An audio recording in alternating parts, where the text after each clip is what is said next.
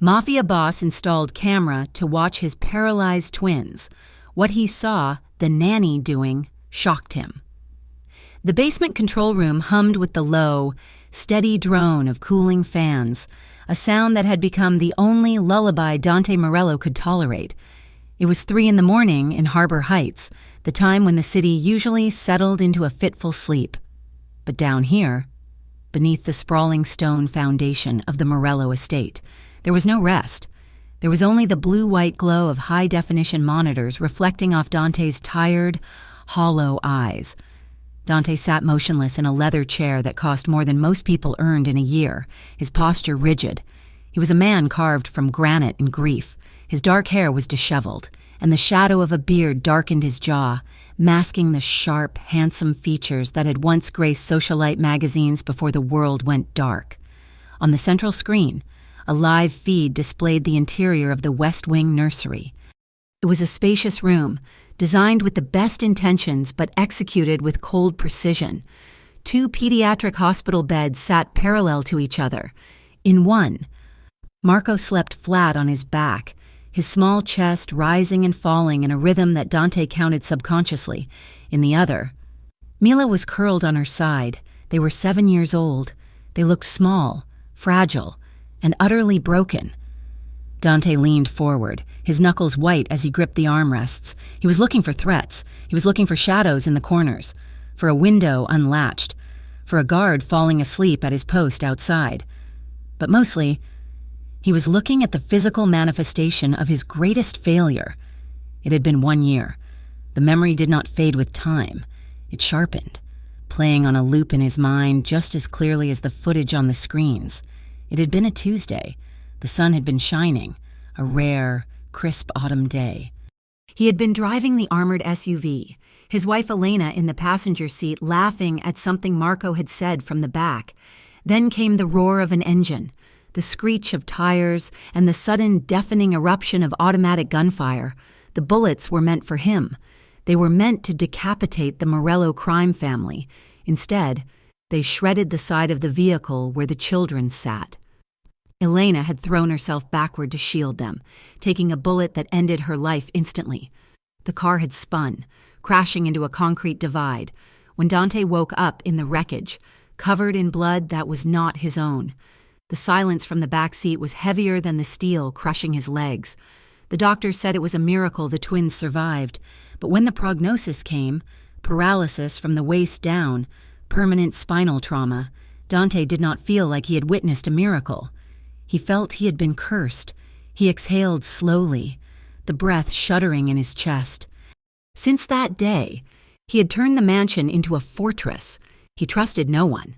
The previous staff had been dismissed, replaced by a rotation of guards and nurses who were vetted so thoroughly it bordered on invasion of privacy.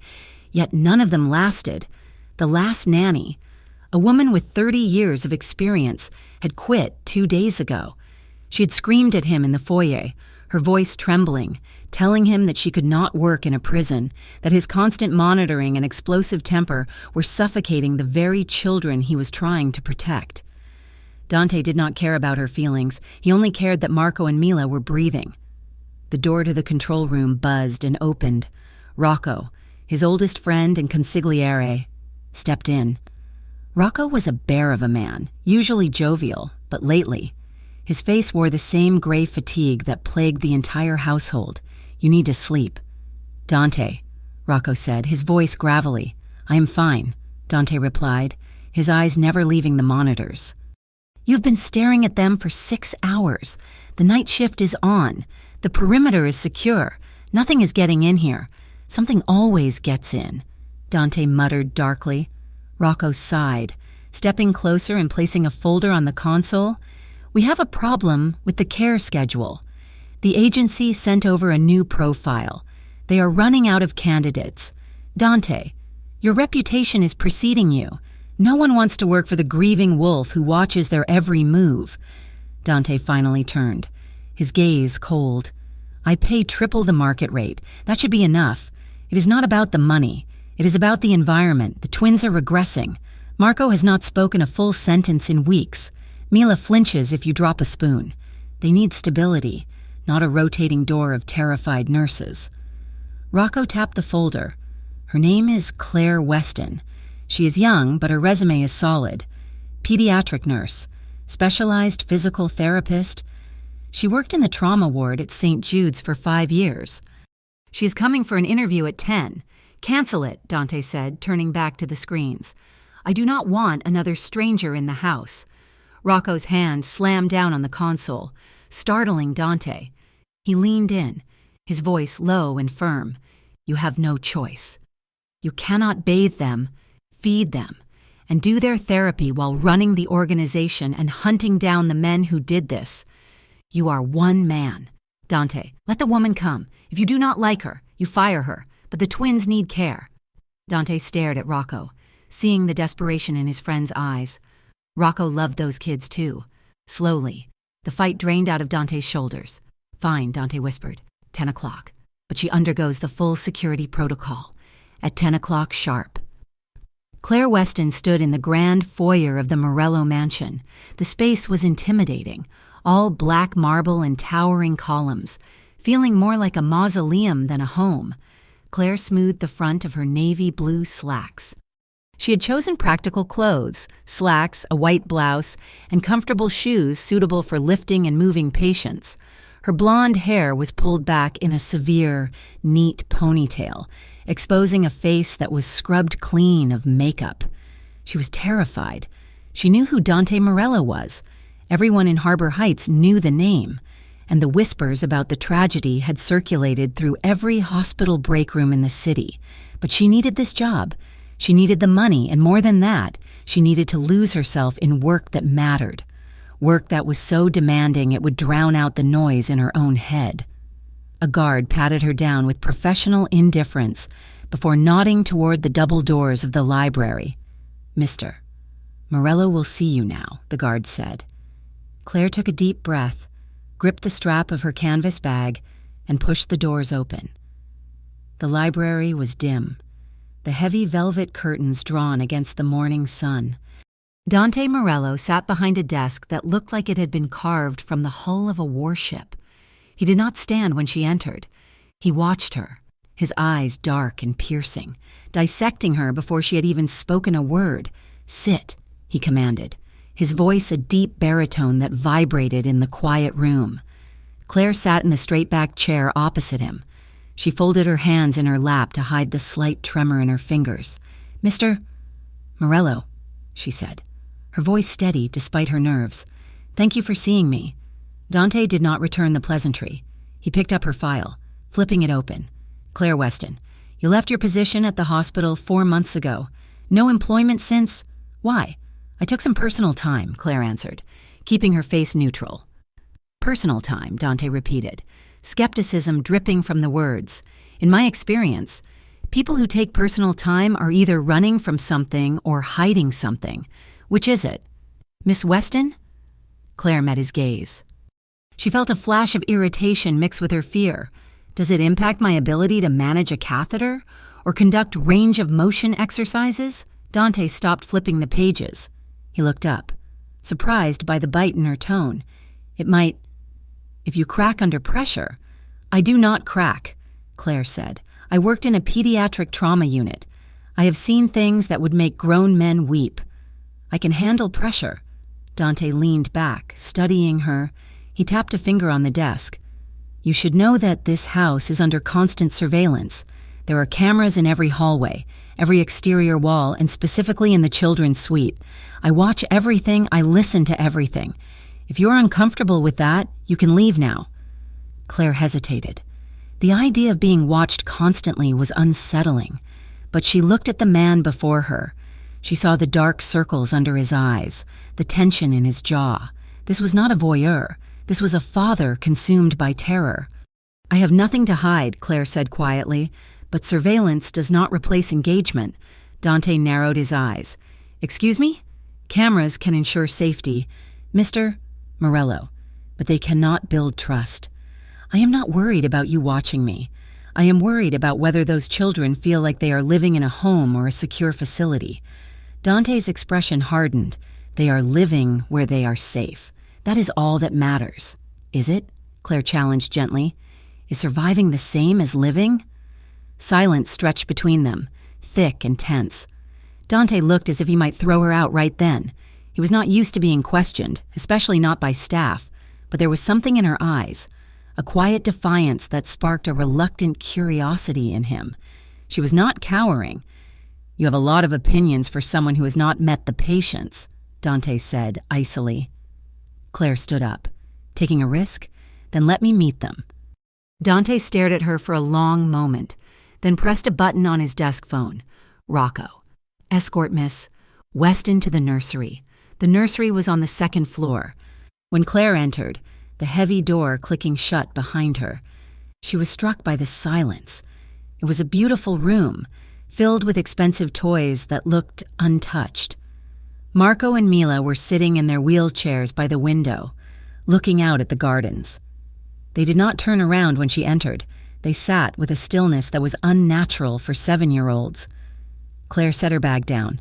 She did not use the high, chirpy voice adults often used with children.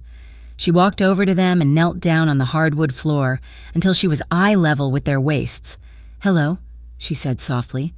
Marco turned his head slowly. He had his father's dark eyes, but they were dull, lacking any spark. Mila refused to look, picking at a loose thread on her blanket. "I am Claire," she continued. "I am supposed to be your new nurse." "We do not want a nurse," Marco said, his voice flat. "I figured," Claire said, "who would?" "Nurses smell like alcohol wipes and always want you to do things that hurt." Mila glanced at her, surprised by the admission. Claire looked around the room, then back at them. "You know, this place is very nice, but it feels a bit like a hospital, does it not?" Marco frowned. "It is a fortress. That is what Dad calls it. A fortress," Claire repeated. "Fortresses are good for keeping bad guys out, but they are also really good at keeping people stuck inside." She shifted her weight, sitting cross-legged on the floor now, completely ignoring the pristine condition of her slacks. "I bet you hate it." Mila turned fully then, her brow furrowed. "Hate what? Being told what to do, being watched, having people like me come in here and smile at you like everything is fine when it is obviously not fine." The twins exchanged a look. This was new. The other nannies had tried to distract them with cookies or cartoons. "I hate the chair," Marco whispered, his hand gripping the wheel. "I know," Claire said, nodding seriously. "It sucks." "Dad says we have to be grateful we are alive," Mila said, her voice small and trembling. Claire's heart broke a little, but she kept her expression steady. "You can be glad to be alive and still be angry that this happened to you. You are allowed to be mad, Mila. You are allowed to hate the chair. Marco, you can scream if you want. I brought earplugs." A tiny, reluctant smile tugged at the corner of Mila's mouth. "You have earplugs?" Claire tapped her pocket. "Always. In the hallway. Hidden behind the glass of a decorative mirror. A camera lens captured the entire scene. Down in the basement." Dante watched the feed. He saw Claire sitting on the floor, ignoring the protocols of distance and professionalism he usually demanded. He saw Marco leaning forward, actually engaging.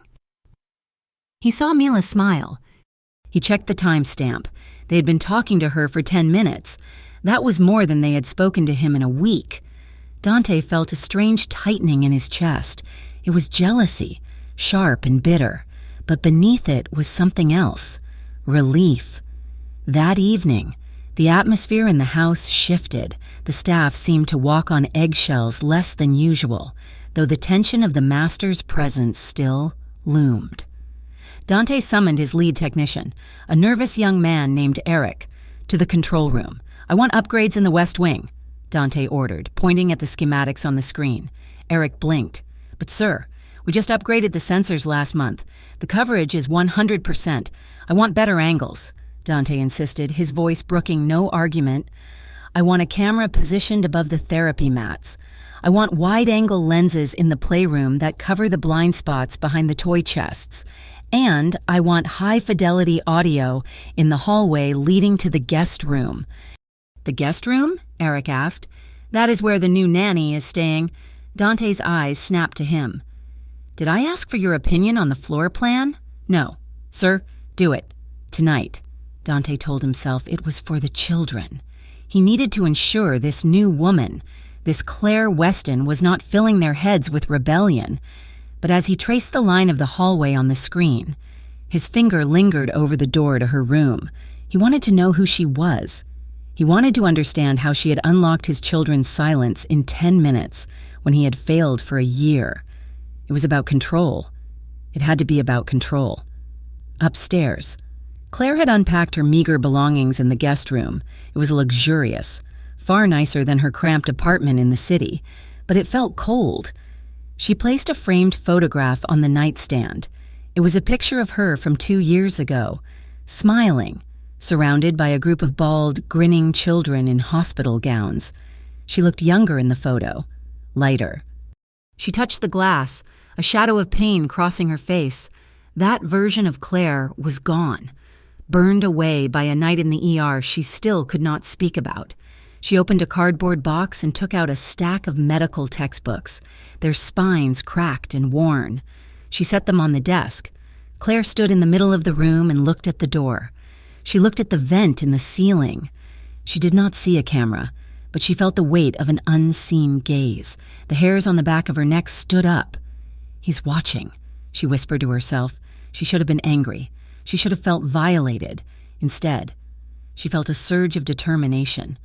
Let him watch. Let him see that she was not going to break. "I will not fail them," she murmured to the empty room.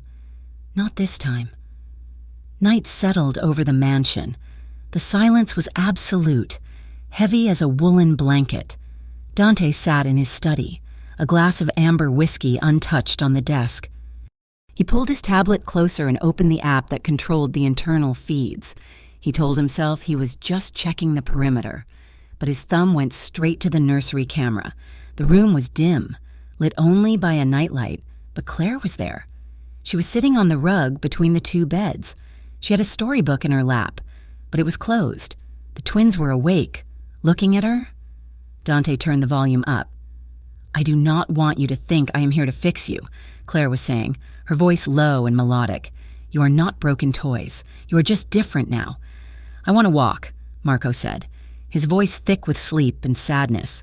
"We will work on that," Claire said. "We will work on getting strong. But Marco, listen to me. Even if you never walk the way you did before, your life is going to be big. It is going to be huge." "How?" Mila asked. "Because you are still you," Claire said fiercely. "That car ride took your legs. It did not take your brain. It did not take your heart. It did not take your ability to be funny or mean or smart.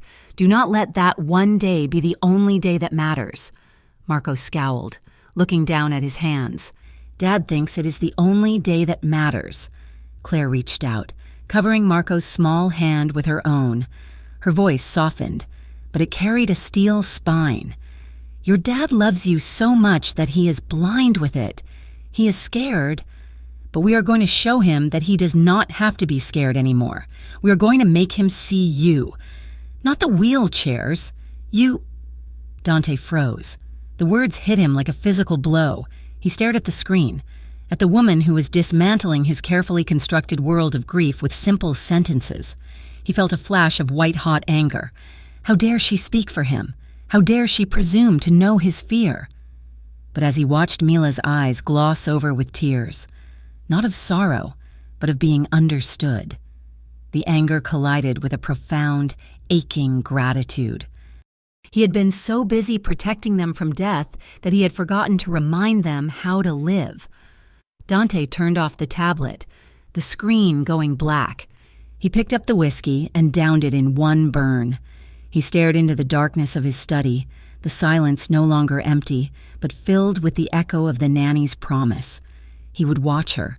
He would watch every move she made, and if she could truly bring his children back to him, he would burn the world down to keep her safe. But if she gave them false hope, if she broke them— Dante set the glass down with a sharp clink. "Game on. Miss Weston," he whispered. The sun had barely breached the horizon, casting a pale, gray light over Harbor Heights. But Dante Morello was already awake. Sleep was a luxury he could no longer afford, a vulnerability he had trained himself to despise. He sat up in his massive bed, the sheets cold on the empty side where his wife used to sleep, and reached immediately for the tablet on his nightstand. It was a reflex now, as natural as breathing. He tapped the icon for the camera feed. He expected to see the stillness of the nursery, the rise and fall of small chests under heavy blankets. Instead, the nursery was empty. Dante frowned, his pulse kicking up a notch. He swiped to the therapy room feed. The image that resolved on the high-definition screen made his blood run cold. Claire Weston was there. It was 6 a.m, an hour before the scheduled wake-up time. She was dressed in yoga pants and a fitted tank top, her hair pulled back in a messy bun, strands escaping to frame a face flushed with exertion. But it was not her appearance that stopped Dante's heart. It was what she was doing. The wheelchairs were pushed to the far corner of the room, empty. On the floor, amidst a sea of blue padded mats, lay his children. They were not strapped in. They were not supported by the expensive, rigid braces the specialists insisted upon. They were on their stomachs, struggling. Dante brought the tablet closer to his face, his jaw tightening until his teeth ached.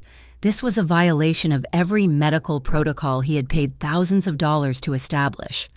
The doctors had been clear. Keep the spine aligned, minimize strain, focus on passive manipulation. Claire was doing the opposite. On the screen, audio crackled to life as Dante turned up the volume. "I cannot do it," Marco shouted, his voice cracking with a mix of rage and exhaustion. His small arms were trembling as he tried to push his upper body off the mat. "You are not trying," Claire said. Her voice was not the soft, cooing tone of a nurse.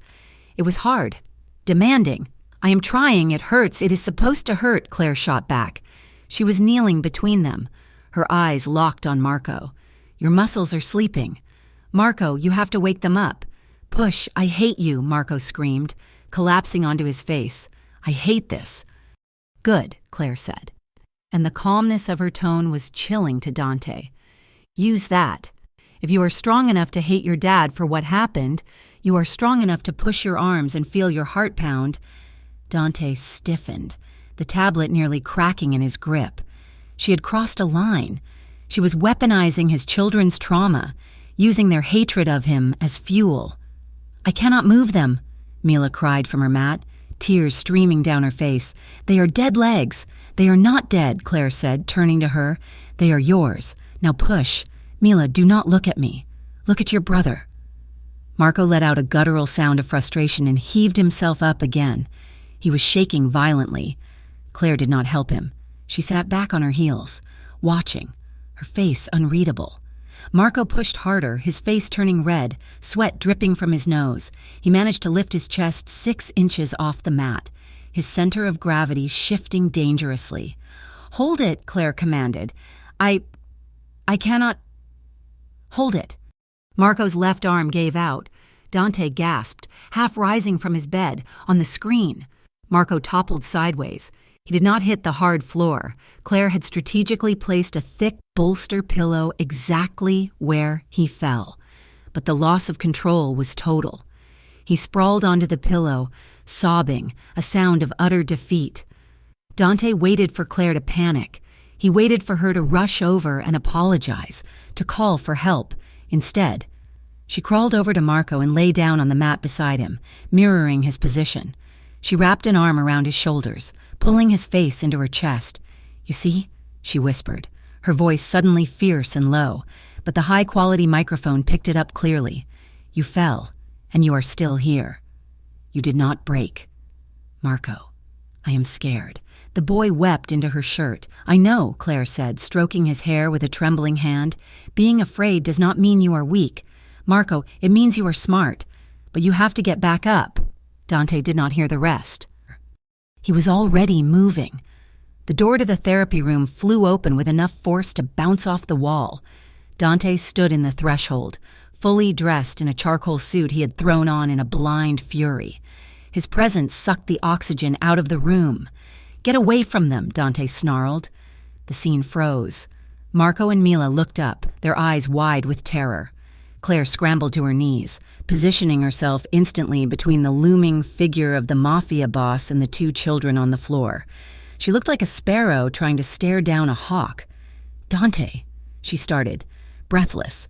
"I gave you specific instructions," Dante said, his voice dropping to a low, dangerous rumble as he stalked into the room. His Italian leather shoes clicked sharply on the hardwood before he stepped onto the mats. "You are to follow the medical regimen. You are to keep them safe. They are safe," Claire said, standing up. She was a foot shorter than him, forced to tilt her head back to meet his gaze, but she did not step back. "You call this safe?" Dante gestured violently at the empty wheelchairs. "You threw him on the floor. I watched you. You let him fall." "I let him learn that falling is not fatal," Claire fired back. Her chest was heaving, her face flushed red from the workout and the adrenaline.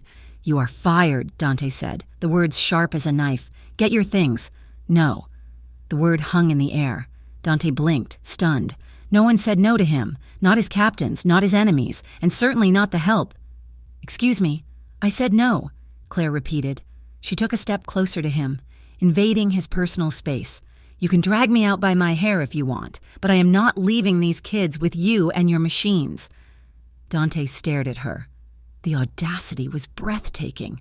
"You are reckless," he spat. "You are hurting them. I am waking them up," Claire yelled, her voice echoing off the mirrors. "Look at them, Dante." "Look." Dante's eyes flicked to the twins. They were not crying anymore.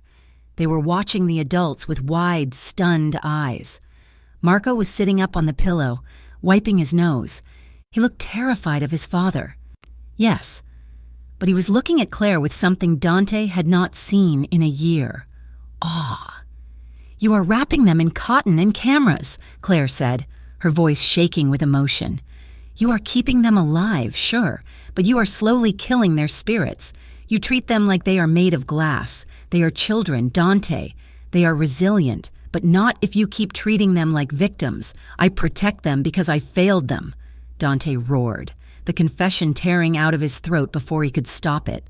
The silence that followed was deafening. Claire's expression softened, the anger draining away to reveal a raw, aching pity that Dante hated more than the shouting. "I know," she whispered, "but you cannot save them by keeping them paralyzed." Dante stared down at her. He was close enough to smell her, vanilla shampoo and the salty tang of sweat. He could see the pulse fluttering wildly in the hollow of her throat. He wanted to shake her. He wanted to throw her out of his house. But mostly, God help him, he wanted to pull her against him. The attraction hit him like a physical blow. It was inappropriate. It was dangerous. And it was undeniable. The air between them crackled with a tension that was not just rage. He saw her pupils dilate as she looked up at him. Saw her breath hitch. She felt it too. Dante took a step back, putting distance between them before he did something unforgivable. He adjusted his cufflinks, his mask of icy control sliding back into place. "You will stick to the medical guidelines." "Miss Weston," he said, his voice strained, "if I see you risking their safety again, you will not just be fired, you will be removed. Do you understand?" Claire swallowed hard, nodding once. "I work for their future, Dante, not for your pride." Dante turned on his heel and walked out, slamming the door behind him. His hands were shaking. Dante spent the rest of the day in the control room. He did not work on the shipping manifests. He did not review the collections from the downtown district. He watched the footage. He rewound the morning session. He played it at half speed. He zoomed in on Claire's face. He watched the way her jaw set when she challenged Marco. He watched the way her hands trembled, not from weakness, he realized, but from the sheer physical effort of supporting the boy's weight without him knowing she was doing it. He watched the way her expression crumbled into tenderness the moment Mila rested her forehead against Claire's shoulder. She was not cruel. He knew that now. Cruelty was cold. This woman burned hot. She was fearless in a way he was not. He faced men with guns without blinking, but he was terrified of his children's pain. Claire walked right into that pain and held it with them. Dante leaned back in his chair, rubbing a hand over his face. He felt exposed. He had built this fortress to keep threats out, but the biggest threat to his equilibrium was currently sitting in the nursery, reading a book about dragons to two paralyzed children. He needed to find a flaw. He needed to prove she was wrong, that her methods were dangerous, so he could justify the fear gnawing at his gut. He kept watching, searching for a slip-up. Midnight. The house was a tomb. Dante could not sleep. The image of Marco falling onto the pillow kept looping in his mind, superimposed with the image of the car crash. He opened the tablet. The nursery was dark, lit only by the faint glow of the nightlight shaped like a star. Claire was there again. She was sitting in a chair between the beds, but she was leaning forward, her elbows on her knees. Marco was asleep, or pretending to be. Mila was awake, staring at the ceiling. "Tell us about the boy," Mila whispered. The audio was crystal clear thanks to the new microphones. Claire sighed, a sound of heavy sorrow. His name was Leo. What happened to him? He was very sick, Claire said softly. He had a heart that was too big for his body. Literally. We tried everything. I stayed with him every night for 3 weeks. I thought if I just cared enough, if I fought hard enough, he would stay. But he didn't. No, he didn't. There was a long silence.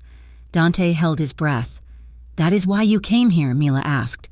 Claire reached out and smoothed the blanket over Mila's legs. "I came here because I was tired of watching from a chart. I wanted to fight for kids who still had a chance to win. I wanted to help you get strong." Mila turned her head on the pillow. "Daddy does not think we can win." Dante flinched. "He's scared." "Mila," Claire said. "He's mean." Marco's voice came from the other bed. "He was not asleep. He's a monster. Everyone is scared of him. Even the guards are scared of him." Dante closed his eyes. Monster. The word had been thrown at him by rivals, by prosecutors, by the media. But hearing it from his 7-year-old son felt like a bullet to the chest. "He thinks we are broken," Marco whispered. "That is why he watches us. To see if we break more." "No," Claire said firmly. She stood up and moved to Marco's bed, tucking the sheet around his shoulders. "He watches you because you are the only precious things he has left. He has forgotten how to look without staring." She kissed Marco's forehead. "Go to sleep. Tomorrow we work on the parallel bars." Dante stared at the screen for a long time after the room went silent. He felt hollowed out. He had thought the cameras were his way of protecting them, of being a good father.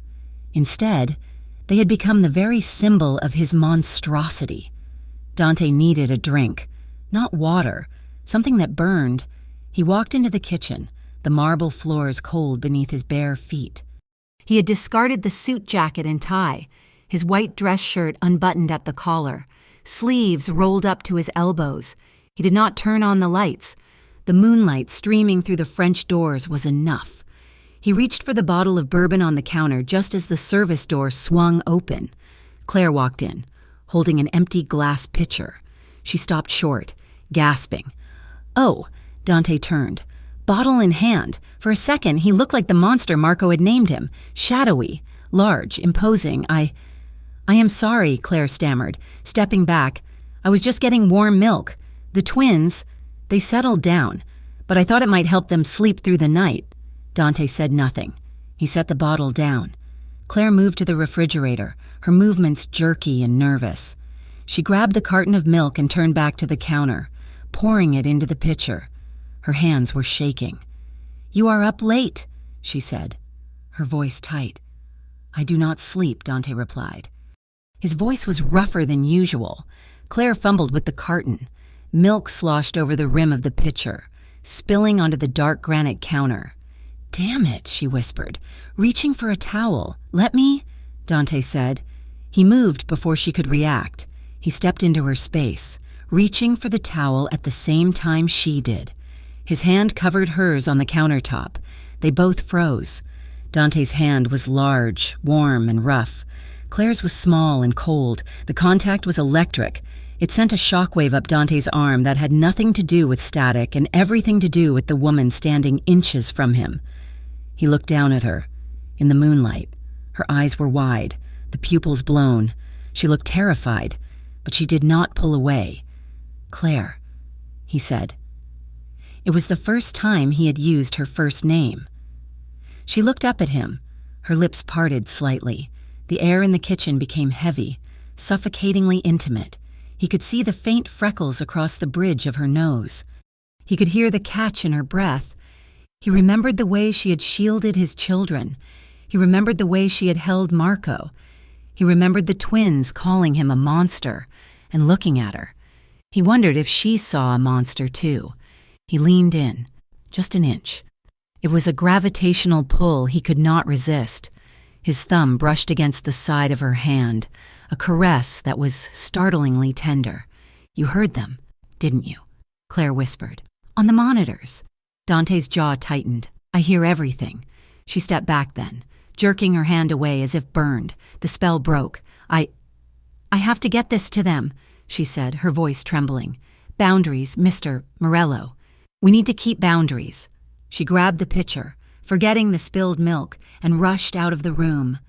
Dante remained standing by the counter, his hand still tingling where he had touched her. He looked at the puddle of white milk on the black stone, slowly dripping onto the floor. He gripped the edge of the counter until his knuckles turned white. He wanted to chase her. The urge was a living thing in his chest. He wanted to tell her that he was not a monster. Or maybe he wanted to ask her to save him too. The next day, the atmosphere in the West Wing changed. Dante watched from the monitors, but he sat further back in his chair. Claire had adjusted. There were no more tears, no more shouting matches. She had turned the therapy into a game. On the screen, she had set up a line of colored blocks on a table. "Okay, Captain Marco," she said, wearing a ridiculous paper hat she must have made herself. "The alien fleet is approaching. You have to blast them." Marco was holding a soft foam ball. He had to lift his arm to throw it. Yesterday, he had cried. Today, he narrowed his eyes, biting his lip in concentration. "Fire!" Claire yelled. Marco threw the ball. It missed the blocks, but his arm moved. It moved clearly, deliberately. "Close!" Claire shouted. "Reload!" Mila was cheering from her chair. "Get them!" "Marco!" Dante watched, mesmerized. It was a tiny movement, a nothing movement. But to him, it looked like a mountain moving. He saw the way the twins looked at Claire. They trusted her. They were laughing. The sound of laughter in the house was so foreign it felt like a hallucination. Dante picked up his phone and dialed the house doctor. "Doctor Aris." "Sir." The doctor answered on the first ring. "I want a report," Dante said. "A real one. I see what she is doing. Is it working?" There was a pause on the line. "I reviewed the biometric data from their smartwatches this morning. Mr. Morello. And muscle engagement is up 15% in the upper torso. Neural response times are faster. Whatever she is doing, it is aggressive. But the twins are responding. I have not seen Marco initiate movement like that since the accident." Dante closed his eyes, letting out a breath he felt he had been holding for a year. "Is it a recovery?" Dante asked. "It is progress," the doctor said carefully. "Full recovery is unlikely. But this is quality of life, Dante. She's giving them their lives back." Dante hung up the phone. He looked back at the screen. Claire was high-fiving Marco, her smile radiant, lighting up the dreary room. Dante felt a crack in the ice that encased his heart. It was a dangerous feeling. Hope was dangerous. Caring about the woman who brought that hope was even more dangerous. He touched the screen, his finger tracing the outline of Claire's face. "Do not make me regret this," he whispered to the image. He knew, with a sinking certainty, that he was already in too deep. If anything happened to her now, if anyone tried to hurt the woman who was making his children laugh again, the violence he would unleash would make his past crimes look like mercy. Weeks bled into a month, and the heavy, suffocating atmosphere of the Morello mansion began to shift. It was a subtle change at first, like the air clearing after a long thunderstorm. The silence that had defined the West Wing for a year was slowly replaced by new sounds. The screech of rubber tires on hardwood, the thud of foam blocks, and, most shocking of all to Dante, the sound of laughter. Claire had established a routine that was part military discipline and part chaotic creativity. Mornings were for the hard work. She ran the twins through grueling physical therapy sessions, stretching atrophied muscles and challenging their range of motion until they were sweating and grumbling. But she balanced the pain with an infectious energy. She turned their wheelchairs into spaceships, taping cardboard wings to the armrests, the long marble hallway. Once a place of hushed whispers, became the galactic highway. Dante watched it all. He sat in his control room, the blue light of the monitors washing over his face, witnessing a transformation he had not thought possible. He watched Claire tie a cape around Marco's neck, declaring him the commander of the fleet. He watched her race them down the hall, her socks sliding on the floor, making engine noises that made Mila giggle so hard she almost fell out of her chair. His suspicion, once a sharp blade held against her throat, was dulling into a confused admiration. He found himself zooming in not to check for safety hazards, but to see the expression on Claire's face when she thought no one was looking, the exhaustion she hid from the children, the fierce determination in her jaw, the way she brushed a stray hair from her forehead. He was becoming a student of her mannerisms. One Tuesday afternoon, the camera picked up a conversation in the playroom. Claire was sitting on the floor, surrounded by Lego bricks. "Your dad should be the emperor," Marco said, snapping a red brick onto a tower. "He's scary enough." Claire looked up from the castle she was building. "He's not that scary. He's just busy." "You should ask him to play." Marco scoffed. "He would never play. He has business. He always has business." Dante, watching from the basement, felt a pang of guilt strike his chest. It was a physical ache. He reached for the intercom button, his thumb hovering, but he did not press it. He saw the resignation in his son's face, a 7-year-old who had already decided his father was a ghost in his own home. The next day, Dante rearranged his schedule. He pushed a meeting with the union heads and ignored 3 calls from his capos. At 2 p.m, he walked into the therapy room. The room went silent. Claire was spotting Marco on the parallel bars, her hands hovering at his waist. Mila was cheering from the side. They all turned to look at him. Dante felt ridiculous in his 3-piece charcoal suit, standing in a room full of brightly colored mats and exercise balls. I have some time," Dante said, his voice stiff. Claire's eyes widened, a flicker of surprise and approval crossing her face. She did not make a big deal of it. She simply nodded. "We could use a spotter," she said. "Marco is trying to hold his weight for 30 seconds. I need someone to hold the chair steady so it does not roll back if he slips." Dante stepped forward. He felt large and clumsy in the space. He gripped the handles of the wheelchair behind Marco. "Ready." "Marco?" Dante asked. Marco looked at him, his eyes wide. "Yeah." "Okay, up," Claire commanded. Marco pushed. His arms shook, his face turning pink with effort. Dante watched the small muscles in his son's neck strain. He wanted to help, to lift him, but he remembered Claire's rule. Do not do it for them. So he just held the chair, his knuckles white, anchoring his son to the earth. 20 seconds, Mila shouted. 5 more, Claire encouraged. Breathe, Marco. Marco collapsed back into the chair at 32 seconds, gasping. "Did you see that?" Marco breathed. Looking up at Dante, "I saw," Dante said. He hesitated, then rested his hand briefly on Marco's shoulder. "You are getting strong." Mila rolled her chair closer, eyeing Dante's feet. "You are going to ruin your shoes." "Dad," she said, pointing, "those are Italian, right? Rocco says they cost more than a car." Dante looked down at his pristine Oxfords, now scuffed slightly against the metal frame of the wheelchair. He looked at Mila's impish grin. A laugh bubbled up in his throat. A rusty, unfamiliar sound. "They are just shoes." "Mila," Dante said, a small smile breaking the hard line of his mouth. "I can buy more shoes. I cannot buy another Marco." The room seemed to warm by 10 degrees. Claire was watching him, her blue eyes soft, and for the first time, Dante did not feel like an intruder. He felt like a father. The fragile peace was tested 3 nights later. A severe storm rolled in off the coast, battering harbor heights with gale-force winds and torrential rain. Thunder shook the foundation of the mansion. At midnight, a bolt of lightning struck a transformer down the road.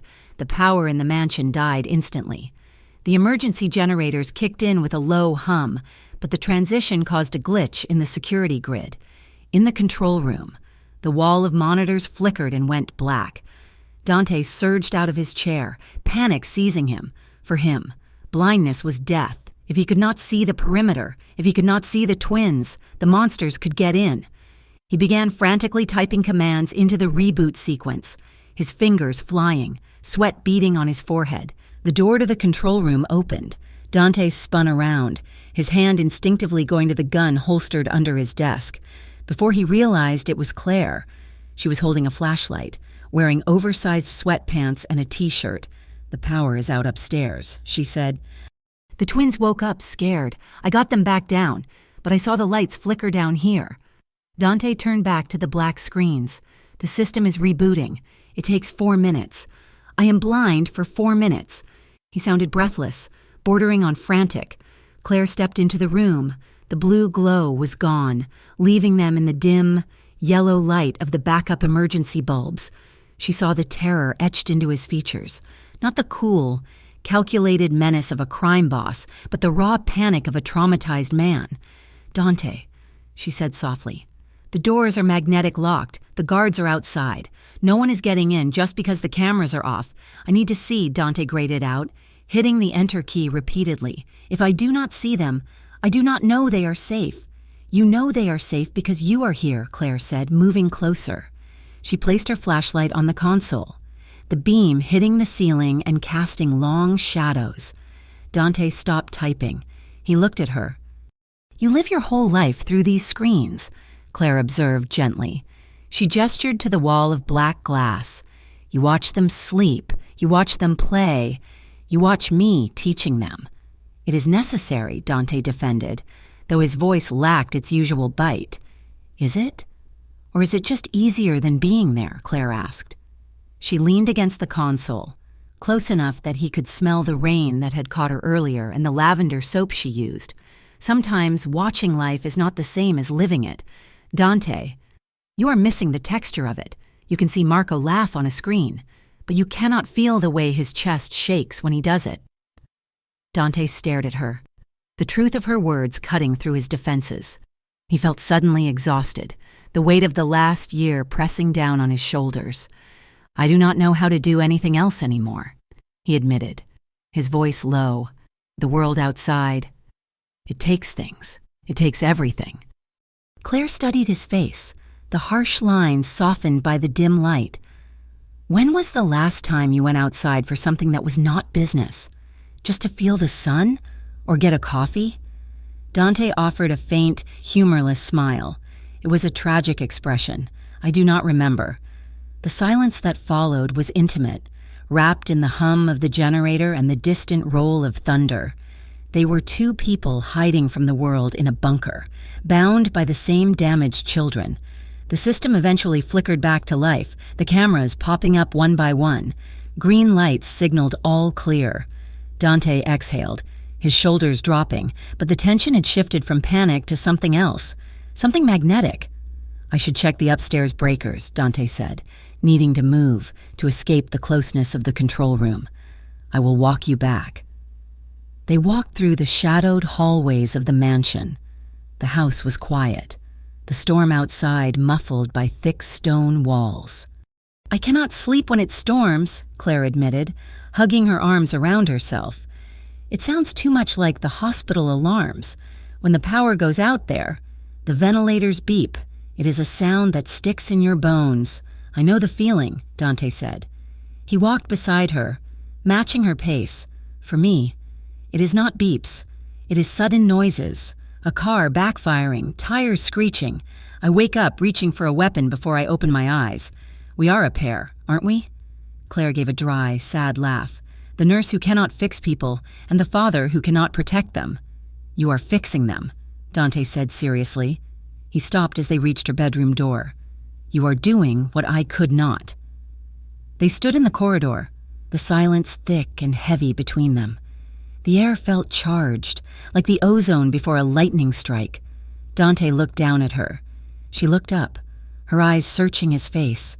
He saw the kindness there, and the weariness. He wanted to smooth the worry from her forehead. His gaze dropped, involuntarily, to her lips. They were parted slightly. He remembered the feeling of her hand under his in the kitchen. Dante took a half-step closer. Claire did not retreat. Her breath hitched, a small, audible sound in the quiet hallway. He could bridge the distance. It would be so easy. To lean down, to taste the peace she seemed to carry with her. Dante's jaw tightened. He physically pulled himself back, his hands clenching into fists at his sides. "I cannot cross this line." "Claire," he muttered, his voice rough. Claire swallowed, her eyes shimmering. She looked equally shaken, as if she had been standing on the edge of a cliff and almost jumped. "I know," she whispered. "Thank you," Dante said, his voice straining, "for walking me back, or letting me walk you back." "Thank you for walking me home," Claire said softly. "Like we are normal people." She slipped into her room and closed the lock. Dante stood in the hallway for a long time, staring at the wood grain, listening to the thudding of his own heart.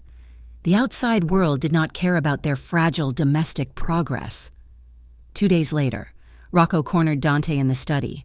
"The Draven Syndicate is pushing," Rocco said, tossing a packet of surveillance photos onto the desk.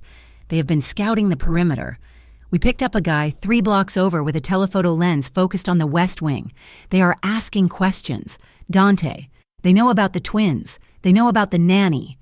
Dante felt the cold, icy dread seep into his veins. "She is a liability," Rocco said bluntly. "Civilians are weak points. Send her away. Get a male nurse. Someone with combat training?" "No," Dante said immediately. "Dante, be reasonable. If they grab her, they will not grab her because she is not leaving the house." Dante snapped. "The twins are finally improving." Marco laughed. "Rocco." He laughed. "I am not taking that away from them." "Then we need to lock it down harder," Rocco said. "Fine. Double the perimeter guard. Reroute the server traffic to the encrypted network. No one comes in or out without my personal authorization. The mansion, which had started to feel like a home, tightened back into a prison. The pressure cooker atmosphere was palpable. Claire felt it. The guards were tenser, their patrols more frequent. One afternoon, in the playroom, Claire was helping Mila with a stretching exercise when she glanced up at the corner of the ceiling. There was a camera there, standard issue, but then her eyes caught a glint of metal near the floor, tucked behind a bookshelf. She walked over and crouched down. It was a micro camera, positioned at knee height. It was pointed directly at the changing area where she helped the twins get dressed. A cold chill washed over her. That evening, she found Dante in the kitchen. She did not lead with pleasantries. "Why is there a camera at floor level in the playroom?" she asked. Dante did not look up from his espresso. "Blind spots. We had to cover the lower angles." "Do you record audio in their bedrooms?" Claire asked, her voice rising. Dante paused. He took a sip of coffee. "Safety requires total awareness. That is a yes," Claire said, disbelief coloring her tone. "Dante, they are 7. They deserve privacy. If they feel like exhibits in a zoo, they will never feel safe. You will lose them emotionally, and no amount of guards will bring them back." Dante slammed his cup down. "You do not understand the threat."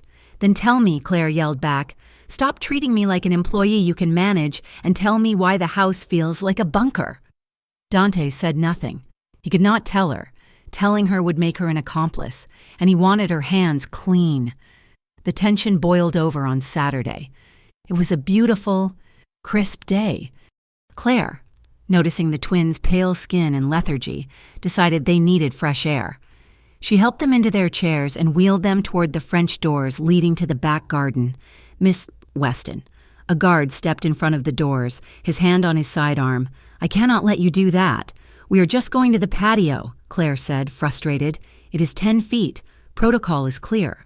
No outdoor access without 24-hour notice and a security sweep." "This is ridiculous," Claire snapped. "Move aside," the guard said. "What is going on here?" Dante's voice boomed across the foyer. He descended the stairs, his face thunderous. "She is trying to breach the perimeter, sir," the guard said. "I am trying to take your children into the sun," Claire shouted, spinning to face Dante. "Look at them!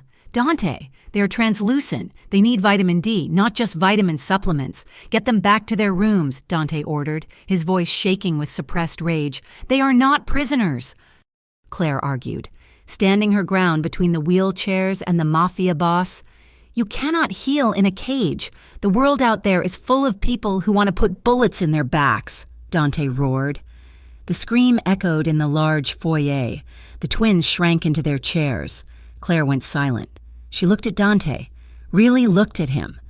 She saw the vein throbbing in his temple, the wild look in his eyes. It was not anger, it was terror. Pure, unadulterated terror. He was reliving the accident every time he looked at the doors.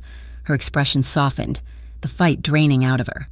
"Dante," she said softly, "the bullets are not here right now, but the fear is hurting them too." Dante stared at her, chest heaving. He looked at Marco and Mila, who were watching him with wide, frightened eyes. He realized, with a sickening lurch, that he was the one scaring them.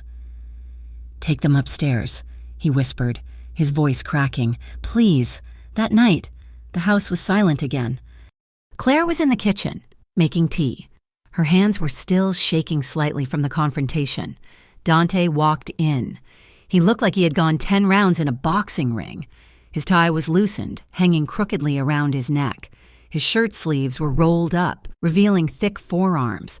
He slumped against the counter, rubbing his eyes. "I'm sorry I yelled," he said to the floor. Claire turned, the kettle whistling softly behind her. She took it off the burner. "I pushed too hard," she said. "I forget. I forget that you are carrying a lot." Dante looked up. His eyes were dark pools of exhaustion. Claire leaned against the counter opposite him. "What was she like? Your wife?" Dante blinked. Surprised by the question, he hesitated, looking past Claire into the middle distance. Elena. She was loud. He let out a soft, sad chuckle. She loved color. She painted the dining room bright red one weekend because she said the house was too serious. She loved crowded dinners, music, chaos. She was the opposite of this. He gestured to the silent, empty kitchen. "She sounds wonderful," Claire said quietly. "She was the light," Dante said, "and I let her go out. You did not let anything happen. Dante, you survived." Claire reached out. It was an impulsive move, born of an overwhelming need to comfort him. She placed her hand over his where it rested on the cool granite. The contact was electric. Dante looked down at her hand. It was small, pale against his olive skin. He did not pull away. Instead, he turned his hand over, his fingers curling around hers. His thumb began to trace small, slow circles on the back of her hand. It was a reverent touch, intimate. Claire's breath hitched in her throat. Her heart began to hammer against her ribs. She looked up, and Dante was looking at her with an intensity that made her knees weak. The air in the kitchen grew heavy for a few suspended seconds. The cameras, the guards, the wheelchairs, the mafia, it all fell away. There was just the heat of his skin against hers, the rough pad of his thumb soothing the tension in her hand. Dante took a step closer. He was close enough that she could feel the heat radiating from his body. "Claire," he murmured. It sounded like a prayer and a warning. Claire felt herself leaning in. She wanted this. She wanted to step into the circle of his arms and forget about the lines that couldn't be crossed. But the image of the twins' faces earlier that day flashed in her mind. "I work for you. Dante," she whispered, her voice trembling. "I work for your children." Dante stopped. His thumb stilled on her skin. He closed his eyes for a second, a look of pain crossing his face. "I know," he said roughly. "That is precisely what makes this so complicated." He squeezed her hand once, hard, and then let go. The loss of contact was immediate and cold. "Good night." "Claire," Dante said. "Good night," she whispered. He turned and walked out of the kitchen. Claire leaned back against the wall, sliding down until she hit the floor. She pressed her hand to her chest, trying to calm her racing heart, terrified by how much she wanted him to come back.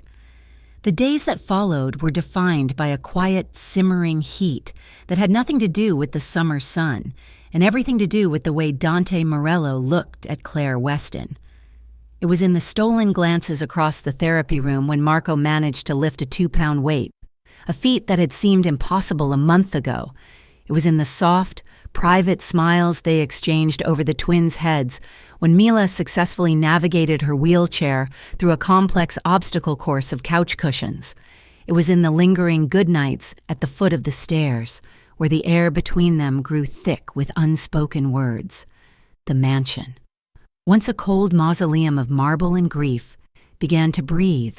The twins, perceptive in the way only children can be, sensed the shift. They started to relax around their father. During a game of space station defense that Claire invented, Dante found himself conscripted as the alien overlord. He stood stiffly at first, but when Mila shouted for him to surrender or face the laser beam of doom, a flashlight she was wielding with surprising dexterity, he raised his hands in mock defeat. "I surrender to the fleet," Dante said, his voice grave but his eyes twinkling as he looked at Claire. The twins erupted in cheers. For the first time in a year, the sound echoing off the high ceilings was joy, not silence. But the world outside the gates did not share in their domestic peace. The shadows were lengthening. Dante sat in his study, a glass of water sweating on the coaster. In front of him lay a series of photographs and printouts that Rocco had intercepted. They were doctored images, clumsy but effective, showing Dante meeting with federal agents. They were designed to sow discord among his ranks. But it was the text message that made his blood run cold. "Nice teacher you brought into your cage. Does she know she is babysitting dead kids?" Dante crumbled the paper in his fist. They knew about Claire. They knew she was important. He summoned Eric, his tech lead. "Audit the system," Dante ordered, his voice low and deadly. "Every camera, every sensor, every line of code. Someone is leaking information. Someone inside this house." Eric nodded, pale and sweating. "I will run a full diagnostic. Mr. Morello. It will take a few hours. Do it now." It was a Tuesday afternoon. Dante had to leave for a meeting with his capos, a necessary evil to maintain order and hunt down the source of the leak. He left with a heavy heart, his eyes lingering on the upstairs windows as his armored car pulled away. Inside the playroom, Claire was focused. She had set up a target on the wall, a large red circle with sensors that lit up when hit. "Okay, team," Claire said, clapping her hands. "We are working on accuracy and core strength. Marco, you are up." Marco wound up, his face scrunched in concentration. He threw the foam ball. It hit the outer ring. A satisfying bing echoed in the room. "Nice," Claire cheered. "Mila, your turn." While the twins played, deep in the server room of the mansion, a line of code was executed. It was not Eric. It was a remote command, triggered by someone with admin access. The camera feeds to the West Wing froze on a loop of the previous 10 minutes. The motion sensors on the side gate were disabled. A black van pulled up to the service entrance. 3 men in masks slipped out, moving with the silent efficiency of predators. They bypassed the outer guards, who were distracted by a sudden malfunction in the perimeter alarms, another diversion. Dante was 10 minutes away when his phone vibrated with a jagged, discordant alert. System critical, multiple camera failure, Sector 4. Sector 4 was the playroom. Dante pulled up the app. The screen was static. He switched to the nursery feed. It was live, but what he saw stopped his heart. Claire was there. She was not playing. She was moving with frantic, terrified speed. She was shoving a heavy armchair in front of the door. She grabbed Marco's wheelchair, then Mila's, and wheeled them into the corner behind the heavy oak wardrobe, the only blind spot from the door. "Turn around," Dante screamed at his driver. "Go back, now!" The driver slammed on the brakes and spun the heavy SUV around, tires screeching. Dante floored the accelerator, his knuckles white on the door handle. On the screen, he saw Claire turn to the twins. Her face was pale, drained of blood, but her eyes were fierce. She put a finger to her lips. She was whispering something. Marco, trembling so hard his teeth chattered, reached up to the wall. Claire had drilled this into them. "If you are ever scared, If the bad men come, you push the red button." He pushed it. The silent alarm screamed through Dante's phone. Inside the playroom, the air was thick with terror. "Stay down," Claire whispered, her voice shaking but steady. "Do not make a sound. We are playing the quiet game. The winner gets ice cream for a year." Mila was crying silently, tears tracking through the dust on her cheeks. Claire wiped them away with her thumb, her hand trembling uncontrollably. Footsteps. Heavy boots on the hardwood floor of the hallway. Claire stood up. She grabbed the handle of the second wheelchair, an old spare they kept for parts, and jammed it under the door handle. Wedging it against the barricade she had built, the doorknob rattled. Claire flinched, but she did not back down. She grabbed a heavy brass lamp from the side table, ripping the cord from the wall.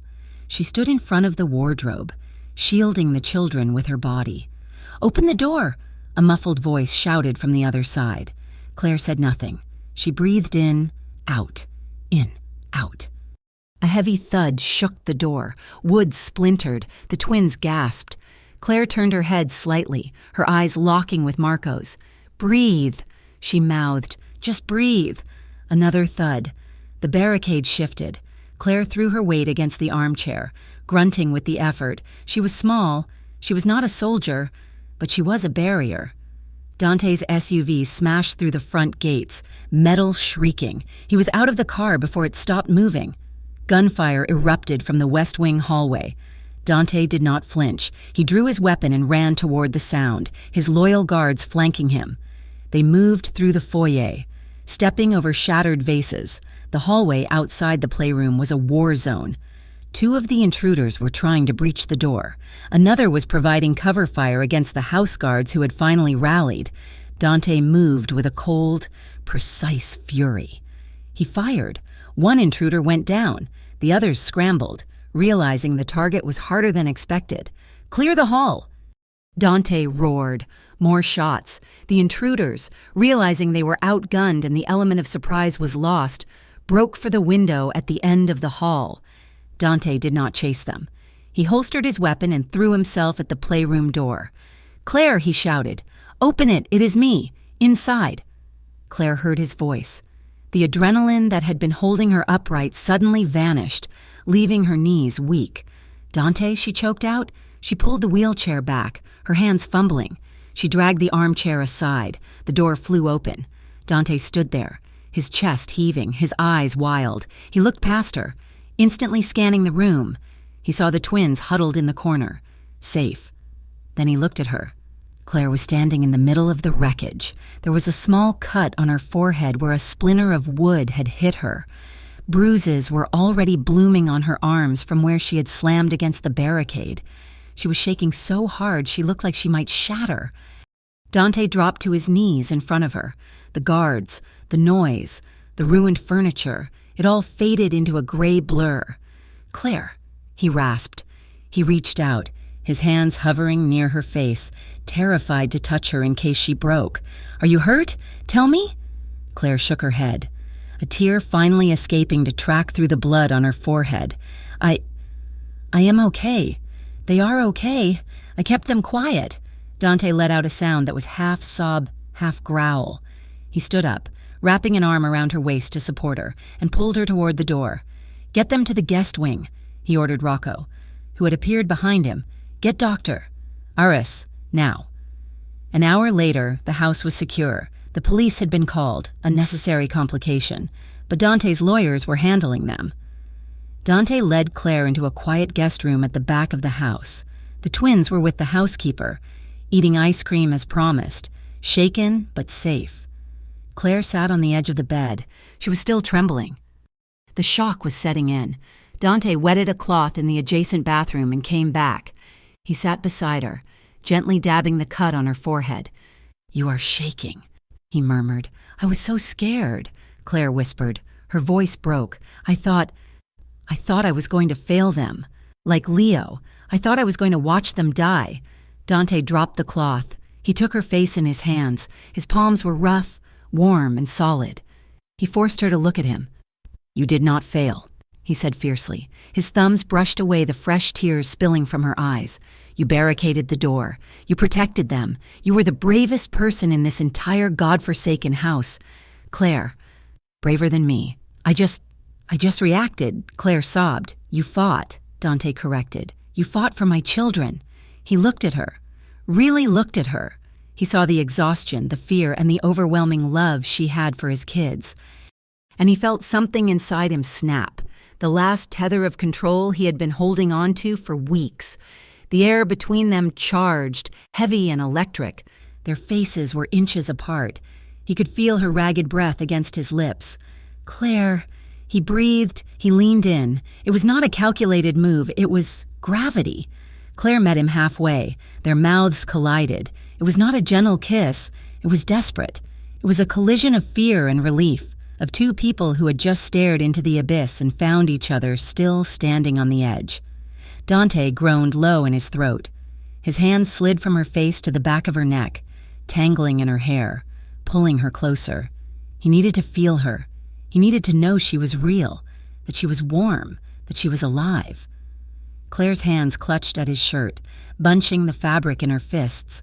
She kissed him back with a fierce intensity, pouring all the terror of the last hour into the contact. She felt the rapid, hammering rhythm of his heart against her chest, matching her own. He tasted like coffee and desperation. She tasted like tears and salt. Dante's hand moved to her waist, pulling her flush against him. The kiss deepened, slowing down, becoming less frantic and more consuming. His lips moved against hers with a tenderness that belied the violence of his world. He kissed her like she was the only clean thing left in his life. They broke apart, gasping for air, but they did not pull away. They rested their foreheads together, eyes closed, sharing the same shaky air. Dante's hand came up to cup her cheek again, his thumb tracing her bottom lip. He was trembling too. "I could have lost you," he whispered. The words raw. "I could have lost all of you, but you didn't." Claire breathed. "We are here." She opened her eyes. They were blue and deep and filled with a confusing mix of desire and reality. "The twins," she whispered. "They need us." The words were a bucket of ice water, but necessary. Dante squeezed his eyes shut for a moment, fighting the urge to pull her back down, to lose himself in her and forget the war outside. He nodded slowly. "You are right."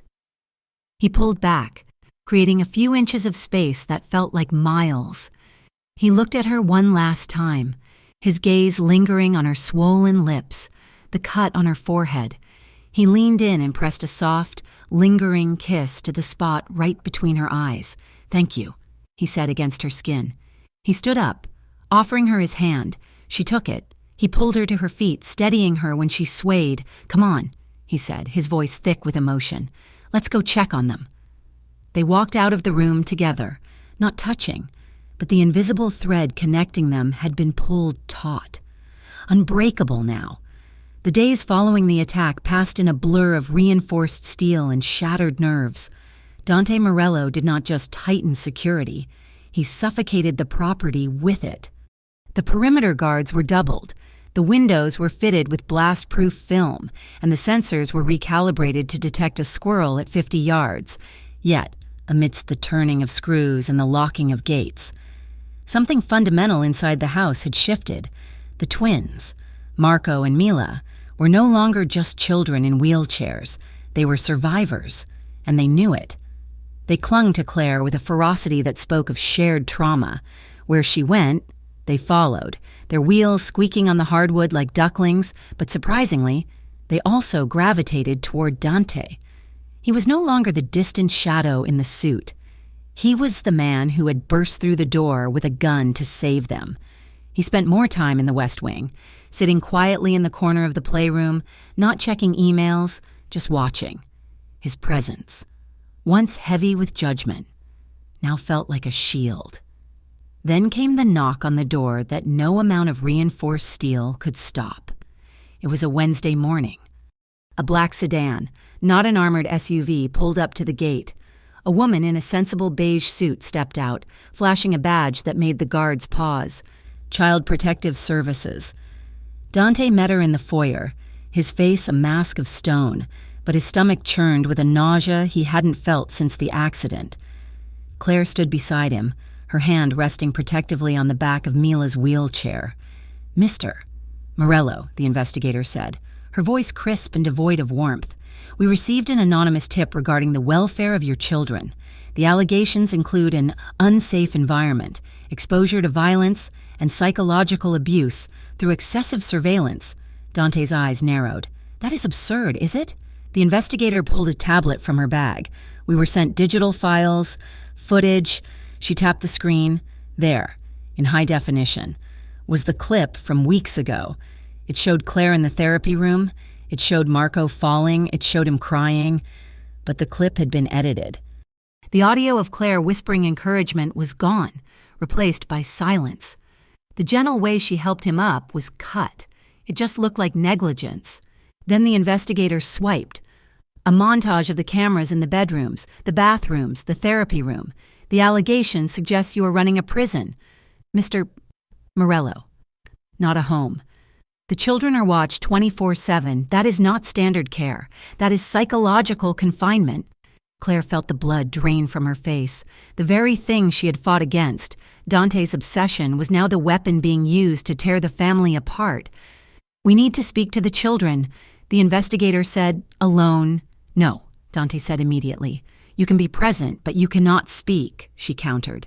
"If you refuse, I will return with a court order and police escort to remove them immediately." The threat hung in the air like smoke. They sat at the long dining table. It felt like an interrogation. The investigator sat opposite the twins, her pen hovering over a notebook. "Marco." "Mila," she said gently, "do you feel safe here?" Mila looked at Claire, then at Dante. I guess so. The bad men came, but Dad stopped them. And Claire," the investigator gestured to her, "does she make you do things that hurt?" Mila hesitated. "Sometimes therapy hurts, but it is good hurt? Like stretching. She helps us be brave." The investigator made a note. "And the cameras? Do you know about the cameras?" Marco shifted in his chair. He looked small and anxious. "Yeah, Dad watches us. Does that bother you?" Marco shrugged, his eyes darting to Dante. "He has screens downstairs. He sees everything, sometimes. Sometimes I wish I could just hide. But he says he has to watch, or the monsters will get us." Dante's jaw clenched so hard a muscle feathered in his cheek. He saw the investigator write, "Father instills fear of outside world. Paranoia." Claire felt sick. She saw the trap closing. Someone had taken the truth, Dante's broken, desperate love, and twisted it into something ugly. The investigator closed her notebook. "This is concerning. Mr. Morello, the combination of the recent violence at your home and the invasive nature of your monitoring system. I am recommending a full review. There will likely be a court hearing next week to determine custody status." She stood up. "Until then, the children can remain, provided the security environment is normalized, and provided there are no further incidents," as soon as the door closed behind her. Dante strode toward the basement. He did not run, but his stride was long and furious. Claire followed him. "Dante," she called out. He ignored her. Bursting into the control room, Eric, his tech guy, was already there, looking terrified. "Pull the logs," Dante ordered, his voice shaking. "Who sent that footage?" I have been tracking it, sir. It came from an IP address routed through 3 proxies. But the source file. The source file was downloaded from this server. Dante froze, inside. He pushed Eric aside and began typing frantically. He pulled up the archived footage the investigator had shown. He watched the clip of Marco falling. He watched the audio waveforms. "Here," Dante pointed, his finger stabbing the screen. "The audio track is clipped. See the gap? Someone removed your voice." "Claire." They removed the context. He pulled up another file. It was a log of camera access. "User ID, admin_alpha. That is my login," Dante whispered. "But I was at a sit-down when this file was copied." He turned to Eric. "Who else has admin_alpha access?" Eric swallowed hard. "Only you, sir. And Victor. For emergencies. Victor." Dante felt the floor drop out from under him. Victor was his right hand. Victor was the man who had stood beside him at his wife's funeral. Victor, who had access to the security codes, the schedules, the cameras. The traitor was not just a rat, it was his brother in arms. And he was using Dante's own sickness, his need to watch, to control, to destroy him. Dante sank into his chair, his head in his hands. I did this, he rasped. I built the cage, and now they are using it to take them away. Claire stood in the doorway. She had heard enough. She turned and walked back upstairs, her heart breaking with every step. An hour later, Dante found her in the guest room. The door was open. Claire was standing by the bed, a small duffel bag open. She was folding a sweater, her hands shaking violently. "What are you doing?" Dante asked from the doorway. His voice was dead, hollow. Claire did not look up. She shoved the sweater into the bag. "I have to go," she said, her voice tight. Dante stepped into the room. "Go where?" "Away, if I am not here. If the abusive nanny is gone, maybe the state will back off. Maybe they will let you keep them." She grabbed a stack of books. "I am the problem. Dante, the footage is of me. The investigation is about my methods. If I remove myself, the case gets weaker." "Stop," Dante said. "I cannot stay and watch them be taken away because of me," Claire cried, finally looking at him. Her eyes were red-rimmed. Dante crossed the room in 2 strides. He grabbed her wrists, stopping her frantic packing. "They are not taking them because of you," he said, his voice rough. "They are taking them because of me, because of my enemies, because of my paranoia." He released her hands, but he did not step back. He stood close, his large frame filling her vision. "You said I created a world where love is watched instead of lived," Dante said quietly. "You were right. I thought if I saw everything, I could stop the pain, but all I did was record it. And now I have given Victor the weapon to hang me with." Claire looked at him, seeing the utter defeat in his eyes. "I fell in love with them," she whispered, a confession that hung in the air like a desperate prayer. "I fell in love with those kids, Dante, and I think I fell in love with you." Dante went still. "And that terrifies me," Claire continued, tears spilling over. "Because your life, it is soaked in violence. It is cameras and guns and betrayals. I cannot save you from that, and I cannot save them if I am just another target." Dante looked at her, his dark eyes searching hers. He saw the fear, but beneath it, he saw the love she had just admitted to. It hit him harder than a bullet. "You think I do not know that?" he murmured. "Why do you think I have been watching the feeds less this week?" Claire blinked. "What?" "I have been watching you," Dante confessed, "in person. I sit in that room and I listen to you breathe, because I cannot stand the distance of the screens anymore. I cannot stand watching you be amazing from a basement while I rot in the dark." He took a step closer, crowding her against the open door of the wardrobe. There was no menace in it, only a raw, magnetic pull. "When I saw you on the floor, covering my children with your body, when I saw you ready to die for them, something inside me shifted. Claire, permanently. I realized I would trade every camera, every gun, every dollar I have, just to be the man who deserves that kind of loyalty." Claire's breath hitched. She was boxed in, her back against the wood, Dante's body shielding her from the rest of the room. He raised his hand, pressing it flat against the doorframe beside her head. "I do not deserve you," he whispered, his voice husky with emotion. "I am a monster. Marco was right. No," Claire breathed. "You are just a man who is hurt." Dante's other hand came up, cupping her cheek. His thumb brushed her skin, a touch so tender it made her knees weak. "I want you. Claire, God, I want you." He leaned in. Claire did not pull away. She tilted her head up, meeting him. The kiss was slow. It was not the frantic collision of the panic room.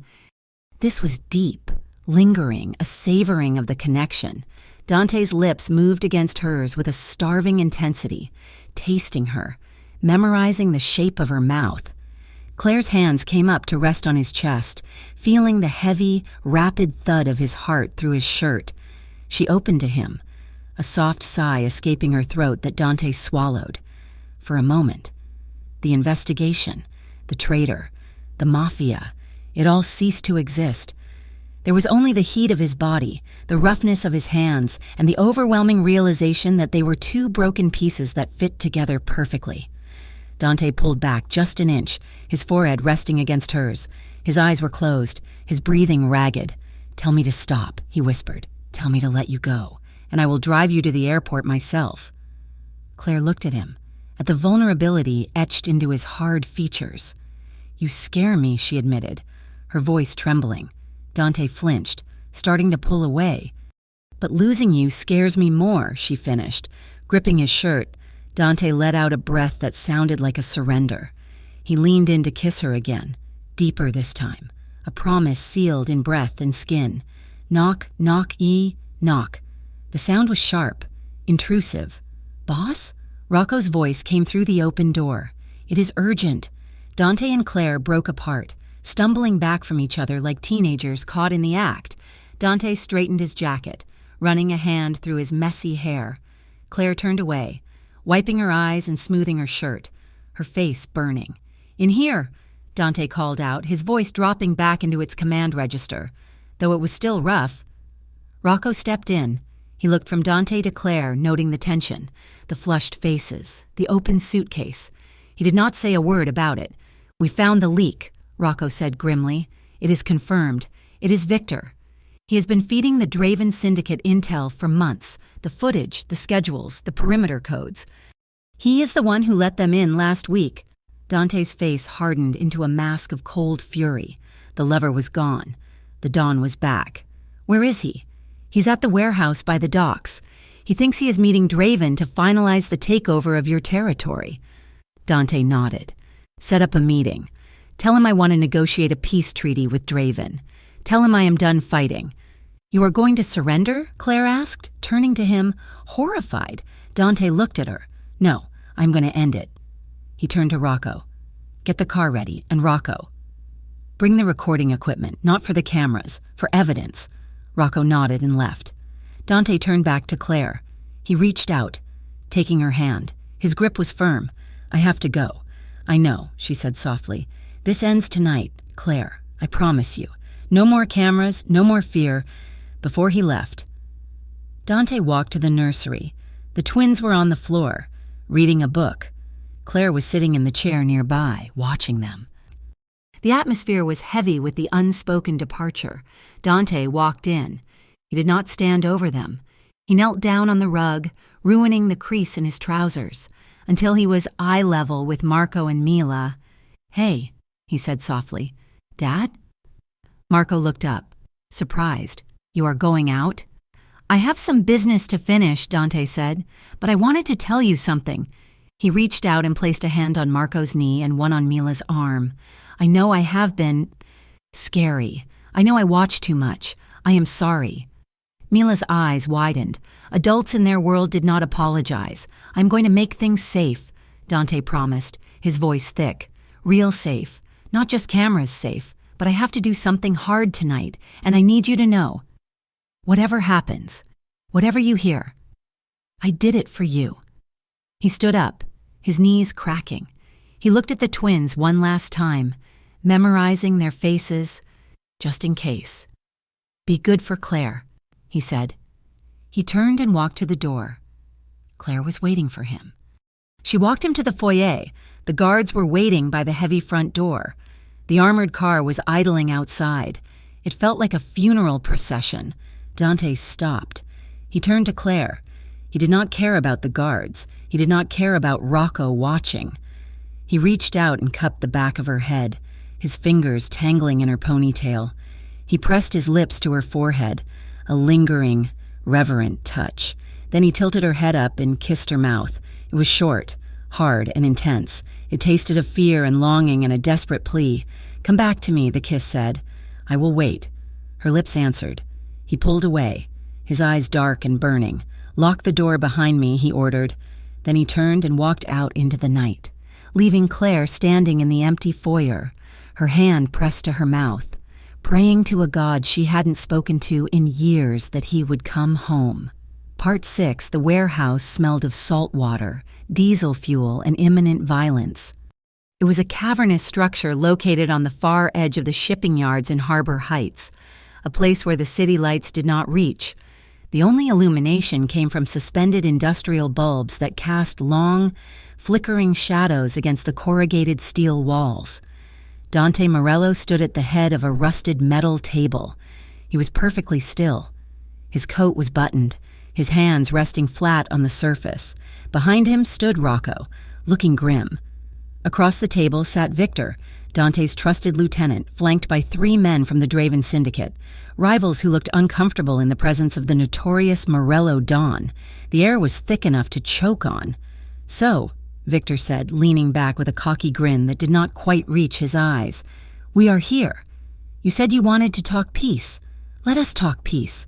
The Dravens are ready to accept your territory." Dante did not speak immediately. He looked at Victor, a man he had known for 20 years, a man who had held Marco when he was a baby. The betrayal tasted like ash in Dante's mouth. "We are not here to talk peace." "Victor," Dante said. His voice was low, devoid of the rage Victor likely expected. It was the voice of a judge delivering a verdict. Dante reached into his pocket and slid a thick manila envelope across the metal table. He followed it with a small, black flash drive. "What is this?" Victor asked, sneering. "Proof," Dante said calmly. "That is a log of every data packet you sent to the Dravens. It is also the original, unedited footage you stole from my server, the footage you doctored to call child services on my family." Victor's smile faltered. He glanced at the Draven representatives. "He's lying," Victor said quickly. "He's desperate." Dante ignored him, looking directly at the lead Draven man. "He has been playing both sides. He sold you my roots. Yeah, but he also sold you out to the feds to cover his own tracks. Check the drive. He has been building a dossier on your operation to buy himself immunity when he takes my crown." The mood in the room shifted instantly. The Draven men turned their gaze toward Victor. It was a predatory shift. Victor stood up, his chair scraping loudly against the concrete. "You are crazy, Dante. You are paranoid. Everyone knows you lost your mind when the kids got hurt." "I did," Dante admitted softly. "I lost my mind, but I found it again, and I am done being played." 5 miles away, the mansion was quiet, but it was the silence of a held breath before a scream. Claire was pacing in the therapy room. The twins were supposed to be sleeping, but they were awake, sitting up in their beds, watching her through the open door. "Is Dad coming home?" Marco asked, his voice small. "Yes," Claire said, forcing a smile that felt brittle. "He is just finishing work." She picked up the security tablet Dante had given her. It was a sleek black device, linked to the house's internal grid. She tapped the screen to check the perimeter, just to reassure herself. She frowned. The feed for the south gate flickered and went black. Then the kitchen camera did the same. "That is weird," she muttered. Then she saw it. A red notification banner scrolled across the top of the screen. "System override, manual entry, Sector 2. Sector 2 was the service entrance. Claire felt a cold dread wash over her. This was not a glitch. Someone was turning off the eyes of the house, and they were doing it with an access code. Someone was already inside, at the warehouse. The tension snapped. Victor, realizing he was cornered, did not beg. He drew his weapon. He did not aim at the Draven men. He aimed at Dante. Gunfire erupted. The sound was deafening in the enclosed space, echoing like thunder. Dante dove to the right as the first bullet sparked against the metal table. He felt a sharp, searing burn across his upper left arm. A graze, hot and bloody, but he did not stop moving. He rolled behind a stack of shipping crates, his world narrowing down to a single, primal imperative: survive. Rocco was returning fire, shouting orders. The Draven men were shooting at Victor. Victor's men were shooting at everyone. It was chaos. Dante pulled his phone from his pocket. He was not just hiding. He was recording. He held the device up, capturing the shouting, the distinct sound of Victor ordering his men to kill the witness. It was the final nail in the coffin. But as he pressed the save button, his phone buzzed. "Claire." He answered it, pressing the phone to his ear despite the deafening noise. "Claire? Dante." Her voice was high, tight with panic. The cameras are going down. The doors are opening. Someone is in the house. Dante's blood ran cold.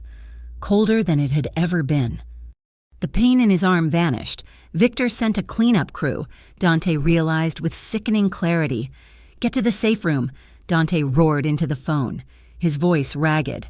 "Do not wait. Take the twins and lock the door. Do not open it for anyone but me. I am going," Claire cried. Dante hung up. He looked at Rocco, who was reloading behind a forklift. "We have to go," Dante shouted. "Now." Claire dropped the tablet. "Boys," she yelled, running into the bedroom, into the chairs. "Now, this is a drill." Marco and Mila saw the look on her face. They did not argue. They scrambled from their beds, dragging their bodies with frantic urgency. Claire lifted Mila, swinging her into the pink wheelchair.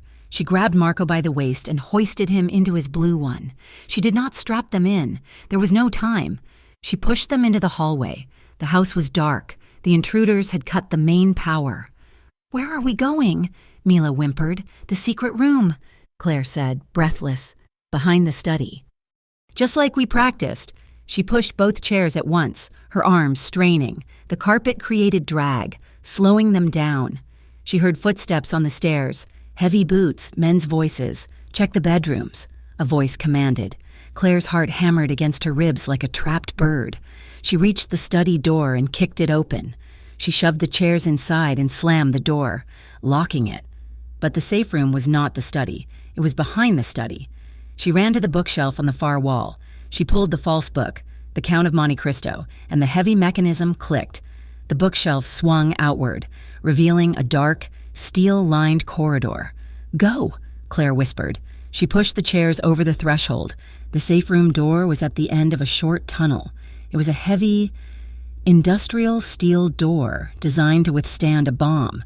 Claire shoved Marco in, then Mila. She grabbed the handle of the steel door to pull it shut. It was heavy, immensely heavy. And the hinges were stiff from disuse. She pulled, grunting with effort. It moved 2 inches. "Mommy!" Mila screamed. Claire spun around. The study door she had just locked exploded inward with a crash. A silhouette stood in the broken frame. Backlit by a tactical flashlight. "There she is," the man growled. Claire's instincts took over. She was not a fighter. She was a nurse. But a nurse protecting children is a dangerous thing. She grabbed a heavy bronze bookend from the desk near the entrance of the tunnel. "Hey," she screamed. The man raised his gun. Claire threw the bookend with everything she had. It spiraled through the air and smashed into the man's shoulder. He grunted, jerking the gun. A shot fired, wild and high, shattering the plaster ceiling. The noise was deafening. The twins screamed. Claire grabbed the handles of the wheelchairs. "Push!" she yelled to the twins. "Push your wheels, we have to get inside." She rammed Marco's chair deeper into the tunnel, then shoved Mila's. The man was recovering. He was coming toward the tunnel. Claire grabbed the steel door handle again. She planted her feet. "Help me!" she cried to the children, Marco and Mila. Faces pale and streaked with tears, grabbed the internal handle of the door from their chairs. "Pull," Claire commanded. "Use your arms. Just like the gym. Pull." Marco gritted his teeth, the veins in his small neck popping. Mila pulled with a guttural cry of effort. They used every ounce of strength Claire had helped them build over the last few months. The heavy door groaned. It began to swing. The intruder reached the tunnel entrance. He raised his gun. "No!" Claire shrieked. She threw her body weight against the door. The twins pulled. The steel slab slammed shut just as a bullet sparked against the frame. Claire threw the locking bolts. 1, 2, 3. She collapsed against the cold metal, sliding down to the floor. Inside the small, concrete room, the only sound was the harsh, ragged breathing of 3 terrified survivors. Dante Morello was driving with one hand. The other arm was wrapped in a makeshift tourniquet that was already soaked through with red. He was doing 100 miles an hour down the highway. Rocco was in the passenger seat, on the phone. "Do it," Dante said, his voice dead calm. "Call Agent Miller." Rocco looked at him. "Boss, if you make that call, there is no going back. You are done. The life is done." "I know," Dante said. He stared at the road, his eyes burning. "Make the call." Rocco dialed. He put it on speaker. "Miller." Rocco said, "Morello is ready to deal. I am listening," a crisp voice answered. "I want federal protection," Dante said, shouting over the roar of the engine. "For Claire Weston, for Marco and Mila Morello. Immediate extraction, WITSEC, the highest level." "And in exchange?" Miller asked. "Everything," Dante said. "I give you the servers. I give you the ledgers. I give you the Draven Syndicate, and I give you the traitor Victor. I testify. I burn it all down." There was a pause. "We are dispatching units to your location now," Miller said. "Do not die before we get there. Dante." The sirens came first, a wailing chorus that cut through the night, inside the safe room. Claire held the twins. They were huddled in the corner on a cot, wrapped in thermal blankets. "Listen to me," Claire whispered, stroking Marco's hair. "Those are the good guys. Those are the sirens that mean help is here." Outside, the mansion was a swarm of activity. Federal agents, clad in tactical gear, stormed the grounds. The intruder, who had been trying to drill through the safe room lock, heard them and fled, disappearing into the woods only to be tackled by a K-9 unit near the perimeter fence. The warehouse was already secured.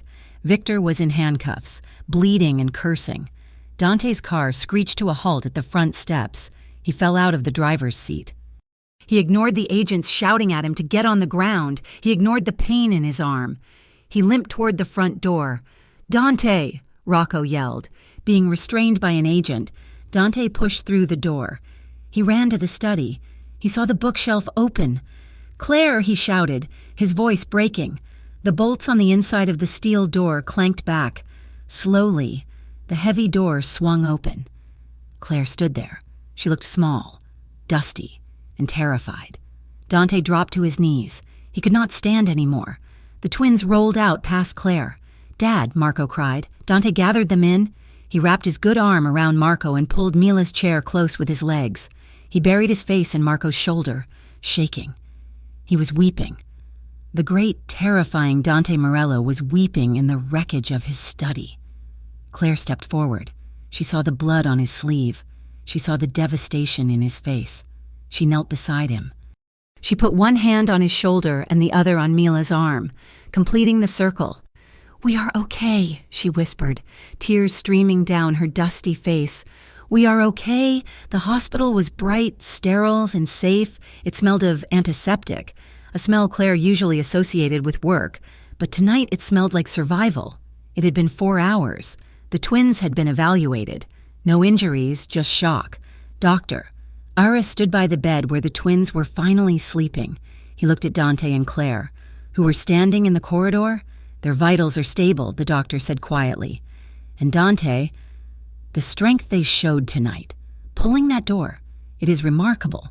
I think with continued therapy, looking at how their core strength held up under stress, we might be looking at partial mobility aids by next year. Walkers, maybe crutches." Dante nodded, unable to speak. He looked through the glass at his sleeping children. The doctor walked away, leaving them alone. Dante leaned against the wall. He had been stitched up, his arm in a sling. He looked 10 years older than he had that morning. "I made a deal," he said to the floor. Claire looked at him. "What kind of deal?" "The kind that ends it.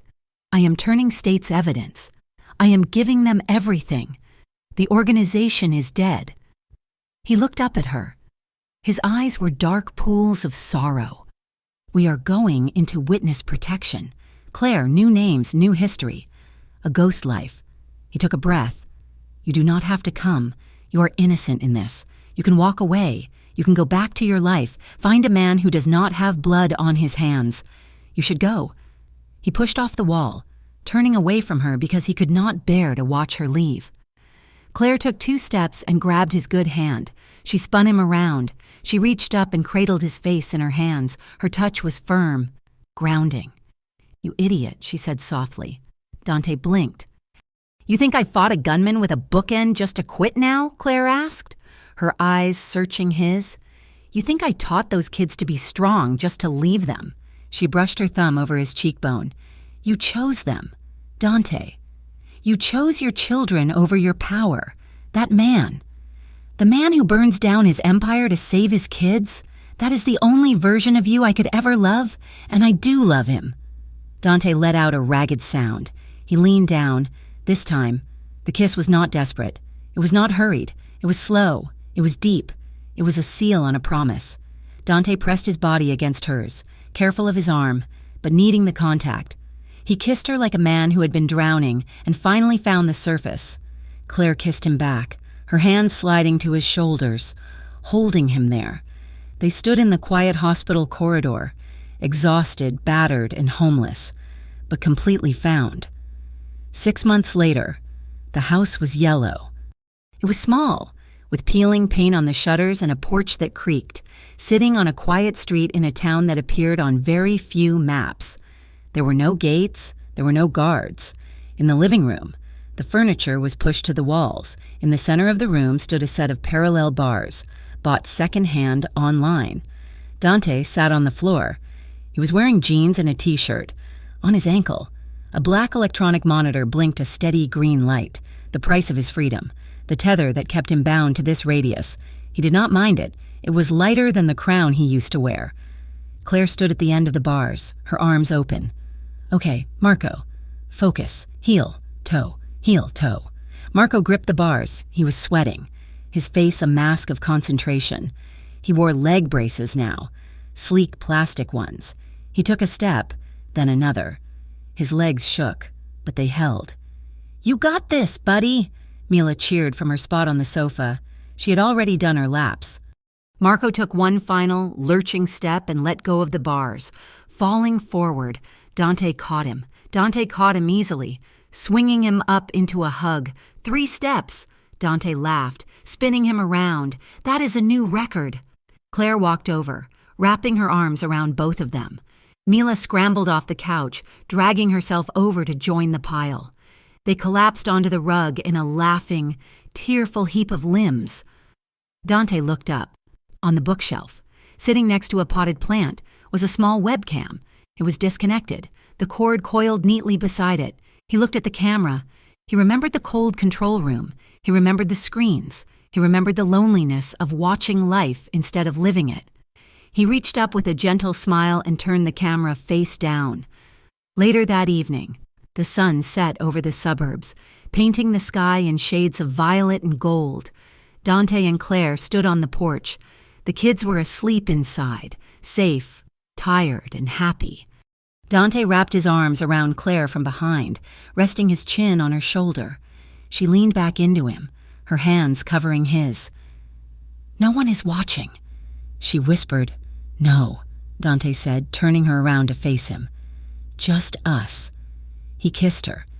It was a kiss under a soft sky, unrecorded, unmonitored, and perfectly, beautifully real. Thank you so much for listening to this story. If you enjoyed the journey of Dante and Claire, I would love to hear from you. Please leave a comment down below telling me where in the world you are listening from. I love seeing how far these stories travel. If you want more emotional, intense, and romantic stories like this one, please make sure to subscribe to Mafia Romance Stories and hit that notification bell so you never miss an upload. What was your favorite part of the story? Did you like how Dante redeemed himself? Share your thoughts in English in the comments section. I read every single one. Until next time, keep believing in love.